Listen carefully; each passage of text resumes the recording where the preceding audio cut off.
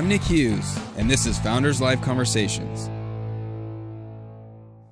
Man, I remember some of these times. We've talked many times. We're good friends. Yes. How did you? There was some valleys in this. We've skipped over a lot. Clearly, there were some valleys. How did you get through those valleys, man? Oh yeah, it was tough. There's been a lot of challenges. Yeah. I have a lot of responsibility. Mm-hmm. I'm married, 2 kids, Ooh. 4 and 6, right? If you think about it, like probably this was not the most opportune time in life to do a startup. Right. Right around literally when my second child was born, basically.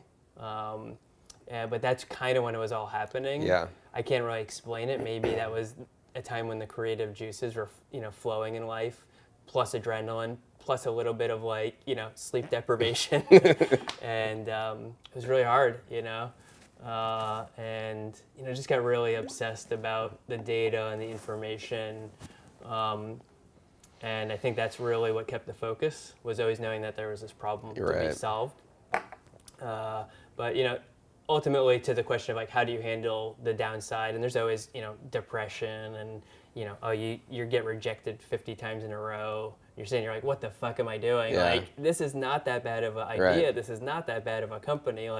Why is no one getting this, right? I'm sure every entrepreneur has said this in their head a million times. Why doesn't this person get this? Why doesn't this investor get this?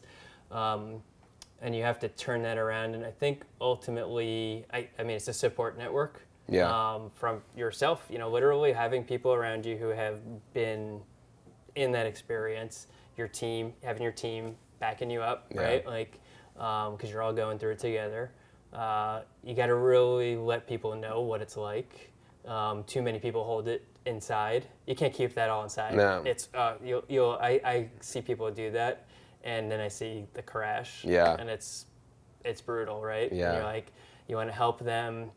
But you have to be able to exchange that energy and let people know what you're going through. So are you suggesting having a few individuals, confidants that you would be able to talk to? Is it other founders? What did you find helped you? Because at some points in time as a founder, there's things that you need to keep in, close. Mm-hmm. Information that is not beneficial if it gets out.